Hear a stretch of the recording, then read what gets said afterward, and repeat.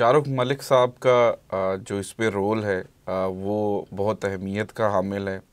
जिसमें जैसा कि वो बता रहे थे कि मॉलिक्यूल का कंसेप्ट और एटम्स का कि डिफरेंट लोग डिफरेंट सर्विसेज प्रोवाइड कर रहे होते हैं, और इस सिलिकॉन विलेज के अंदर जो फैसिलिटेशन का पार्ट जो मॉलिक्यूल प्ले करेगा, उस हवाले से एक बहुत अहम क्वेश्चन मेरे जहन में भी है और हमारे जितने भी ओवरसीज़ पाकिस्तानी होंगे उनके जहन में भी होगा कि पाकिस्तान में ईज़ ऑफ डूइंग बिज़नेस जो है वो ऑलरेडी बहुत, अगर रैंकिंग वाइज देखा जाए तो हम बहुत नीचे हैं। तो मॉलिक्यूल और शाहरुख मलिक साहब का role ease of doing business के हवाले से कैसे ओवरसीज़ पाकिस्तानियों को फैसिलिटेट करेंगे ये, और कैसे ओवरसीज़ पाकिस्तानी इस चीज़ इन सर्विसेज से जो है वो फ़ायदा हासिल कर सकते हैं। शाहरुख साहब काइंडली थोड़ा सा जी। आपने वैसे बहुत अच्छा एक चीज़ पॉइंट की कि ईज़ ऑफ डूइंग बिज़नेस जो है एक्चुअली वही हम फैसिलिटेट कर रहे हैं। जहाँ जहाँ किसी भी कंपनी को डिफ़िकल्टी आती है, हमारे पास क्योंकि लोकल एक्सपर्टीज़ है प्लस ग्लोबल एक्सपोजर है, तो हम जो बाहर के लोग हैं उनकी नीड्स को भी समझते हैं और जो पाकिस्तानी रेगुलेटर्स हैं या जो भी लोकल एक कल्चर बना हुआ है उसको भी समझते हैं। तो हमारी एक्सपर्टीज़ ये है कि जो जिस तरह से अभी बात हो रही है कि स्मार्ट सिटी का कॉन्सेप्ट ही है कि वर्ल्ड क्लास फैसिलिटीज़ हो, वर्ल्ड क्लास फ़ीचर्स दिए जाएँ। और जैसा अभी आबिद साहब ने बताया कि एक ह्यूमन रिक्वायरमेंट पूरी करनी है, तो जो कंपनीज़ हैं उनकी वर्ल्ड क्लास बिज़नेस रिक्वायरमेंट्स को मीट करने के लिए मॉलिक्यूल फिर बना है,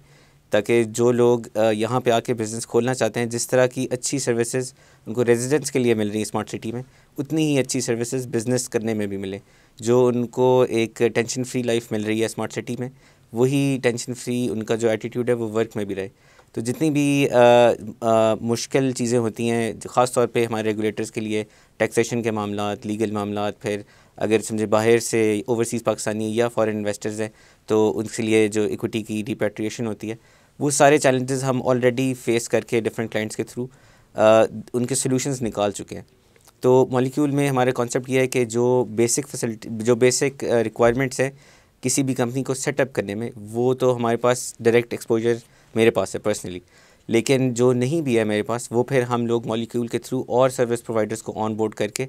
उनको सॉल्यूशंस प्रोवाइड करेंगे सारी कंपनीज़ को। अब वो सॉल्यूशंस किस तरह के हो सकते हैं, हम आप इस तरह से समझें कि अगर एक बंदा स्मार्ट सिटी में बैठा हुआ है और उसने बिज़नेस कार्ड प्रिंट करवाने हैं, अब उसके लिए एक बहुत छोटी सी चीज़ है, मेरे ख्याल से वैल्यू भी उसकी बहुत थोड़ी है, लेकिन उसके लिए बहुत मुश्किल है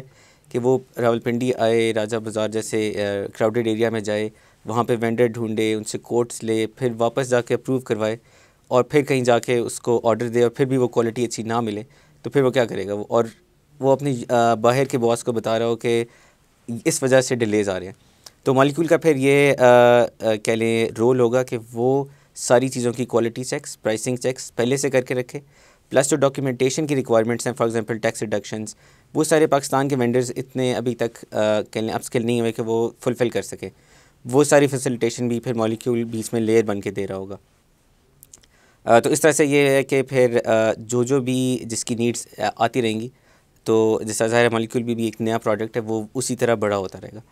जैसे जैसे नई रिक्वायरमेंट सामने आएंगी तो हम अगर फॉर एग्जांपल कोई स्पेशलाइज्ड किसी की नीड आ गई, फॉर एग्जांपल लॉजिस्टिक्स से रिलेटेड, और वो हमारे पास अभी एग्जिस्टिंग सर्विस प्रोवाइडर नहीं है, तो हम फ़ौरन से सर्च करके एक से ज़्यादा सर्विस प्रोवाइडर उनको अवेलेबल करेंगे कि वो उसमें से फिर अपनी मर्ज़ी से सिलेक्शन कर सकें। लेकिन अल्टीमेटली प्रोजेक्ट डिलीवरी की रिस्पॉन्सिबिलिटी फिर भी हम ले रहे होंगे, तो क्वालिटी एश्योरेंस हम लोग खुद कर रहे होंगे, तो उसका जो कह लें रिस्पॉन्सिबिलिटी है वो मॉलिक्यूल ले रहा होगा। इसका आसान लफ्ज़ों में मैं इसको यूँ बयान कर सकता हूँ कि प्रॉपर कंपनी की रजिस्ट्रेशन से लेकर सेटअप से लेकर उसको हैंड ओवर तक वो जो पार्ट है वो मॉलिक्यूल जो है वो प्ले करेगा। एक और जो लोग भी यहाँ पे सिलिकॉन विलेज के अंदर आकर अपने सेटअप्स ओपन करना चाहते हैं, तो तमाम तर फैसिलिटीज़ जो है वो मॉलिक्यूल की अम्ब्रेला के अंडर वो आप सर्विसेज प्रोवाइड कर देंगे। जी, मैं ये ऐड करूँगा कि आपने बिल्कुल सही समराइज़ किया, लेकिन ये सिर्फ स्टार्ट है। हमारी कोशिश ये है कि वो through out the business life cycle हमारे साथ चलें। रजिस्ट्रेशन और जो रेगुलर कंप्लाइंस होगी वो तो इन एनी केस ज़ाहिर है हम चाहते हैं कि सही तरीके से करें और उसमें हम लोग उनको आसानी दें, लेकिन उसके अलावा भी जितनी भी उनकी नीड्स आ रही होती हैं बिज़नेस की, वो भी हम उनको फैसिलिटेट उसमें कर सकेंगे इंशाल्लाह। शाहरुख, इसमें ये बताएं कि जो फॉर एग्ज़ाम्पल एक यूके में कोई आईटी का बिज़नेस कर रहा है, उसने पाकिस्तान में अपना सब ऑफिस बनाना है,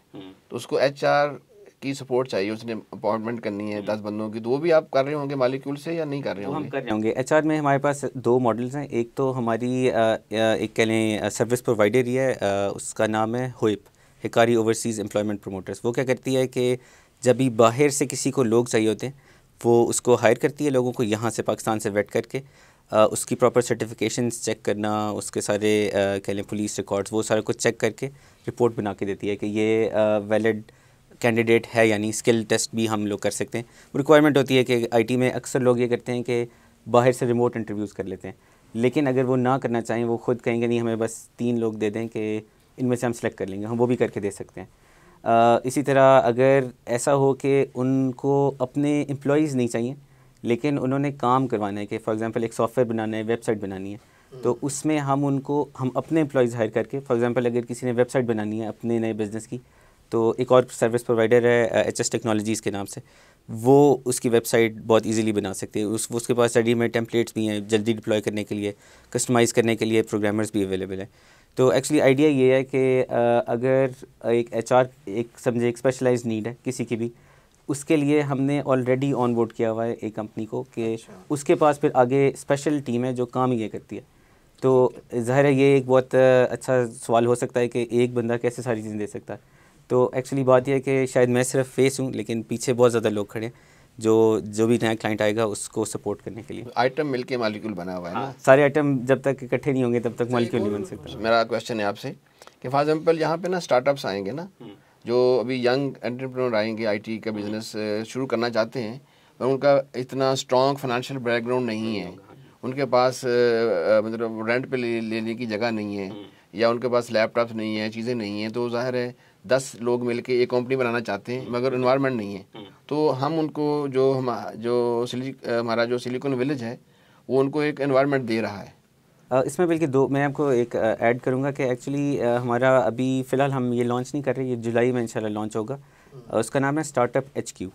अब स्टार्टअप HQ जो है वो है ही उन लोगों के लिए जो या स्टूडेंट्स हैं या एक नया बिज़नेस शुरू करना चाहते हैं। उसमें हम उनको सारा पहले एक्सप्लेन करेंगे कि बिज़नेस बनाते कैसे, क्या क्या चीज़ें सीखनी है आईटी के, लॉजिस्टिक्स के, सप्लाई चेन, टैक्सेशन, एचआर का। एक तो एचआर एक्चुअली करके देना है, इनको सिखाना भी है। इस सारे सेटअप को कहते हैं इंक्यूबेशन। तो सिलिकॉन विलेज में एक इंक्यूबेशन सेंटर भी इंशाल्लाह लॉन्च करेंगे स्टार्टअप HQ के नाम से, लेकिन वो शायद अभी क्योंकि बाद में आ रहा है तो अभी वो हम। मेरा क्वेश्चन ये था असल में, अगर जब वो स्टेज आएगी, अब वो कंपनी बन गई, आपने उनको सिखा दिया, रजिस्टर करवा दिया, उसके टैक्स के मसाइल सारे, वो कंपनी बन के बैठ गए, 10 डेस्क उनके पास हैं, अब वो काम कर रहे हैं। मगर यूके में एक और कंपनी है, बड़ी कंपनी आईटी की, उसने सॉफ्टवेयर बनवाने हैं कॉन्ट्रैक्ट पे, तो आप इनको कनेक्ट भी कर देंगे आपस में दोनों को, हम कर रहे होंगे कि वो बंदा आपको लीड दे रहा है कि मैंने इतना काम करवाना है, तो आप कहेंगे इस कंपनी से बात कर लें, तो कनेक्ट करा के दोनों को वो फिर कोई, ताकि ज़ाहिर है पाकिस्तान में डॉलर आएंगे ना उसकी रिजल्ट में। बिल्कुल इस तरह से कि हमारा इसमें आइडिया ये है कि जिस तरह से हम अभी मॉलिक्यूल में सर्विस प्रोवाइडर्स एग्जिस्टिंग लेके आ रहे हैं, तो जो बंदा ये सिलिकॉन विलेज में आके काम कर रहा होगा वो हमारा प्रायोरिटी सर्विस प्रोवाइडर बनेगा, वो उसका एक आइटम बन जाएगा। और समझें अगर AI का फॉर एग्जांपल कोई डेवलपर आके हमारी सिलिकॉन विलेज में आ जाता है और बाहर से कोई क्लाइंट कहता है, मतलब सिर्फ ऐसा भी नहीं है कि सिलिकॉन विलेज में AI का आ रहा है, कहीं से भी हमें कोई भी पता चलता है कि AI का काम कराना है, तो जो बंदा ऑलरेडी हमारे इकोसिस्टम में, ज़ाहिर है हम चाहेंगे कि उसको प्रायोरिटी दिया जाए। बिल्कुल बिल्कुल। तो जितने भी स्टार्टअप्स आएंगे, और ख़ासतौर पे स्टार्टअप्स का फ़ायदा ये होता है वो सारे बहुत नीश प्रोडक्ट्स पे काम कर रहे होते हैं, वो वैसे भी कहीं और नहीं होता। जैसा समझे वर्टिकल फार्मिंग हो गई, AI हो गया, VR हो गया, ये सारी ऐसी चीज़ें हैं जो एक बड़ी पाकिस्तानी टेक्नोलॉजी कंपनी कर ही नहीं रही होती। अब उनको देंगे भी तो उनके पास शायद पुरानी लोगों का एक्सपीरियंस होगा, लेकिन नए लोगों की इनोवेशन नहीं होगी। तो उसके लिए फिर ऐसा भी हो सकता है कि हम दोनों को अप्रोच करें, एक तरफ नया स्टार्टअप वो अपनी इनोवेशन लाए, और एक तरफ पुराना स्टार्टअप, पुरानी जो कंपनी है वो अपना एक्सपीरियंस लेके आए। उन दोनों को, क्योंकि सामने तो मॉलिक्यूल है ना, तो इसलिए क्लाइंट को तो नहीं नज़र आ रहा कि पीछे 2 लोग हैं, 3 लोग हैं, 100 लोग हैं, तो वो बेस्ट सर्विस फिर देने का आइडिया ये है कि क्योंकि क्लाइंट को 2 लोगों से अब नहीं डील करना पड़ा, हम लोग वो मैनेज कर रहे हैं, तो इसलिए उनके लिए हर चीज़ अवेलेबल हो सकती है।